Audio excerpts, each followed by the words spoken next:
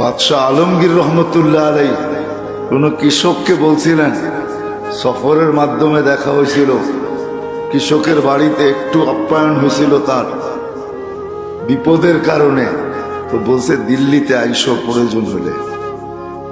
তো আইসা দেখে জিজ্ঞাসা করছে বাদশাহ আলমগীর কোথায়? কয় জামে মসজিদের ভিতরে।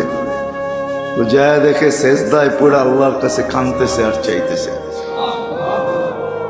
দূরের থেকে তো শোনা যাইতেছিল না, একটু কাছে যখন গেছে পায়ের কাছে তখন শুনতেছিল, কাঁদতেছে আর চাইতেছে।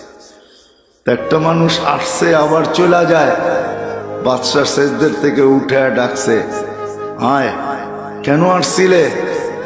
কয় সমস্যার সমাধান হয়ে গেছে। কয় শুনলামই তো না, সমাধান হইল কোত্থেকা? কয় যখন দেখলাম আপনার মতো বাদশাহী আরেকজনের কাছে চোখের পানি জড়ায়া চাইতেছেন, তো আপনার মতো ভিক্ষুকের কাছে কি চাবো? আমিও তো ওনার কাছে চাবো, আমি ডাইরেক্ট ওনার কাছে চাবো।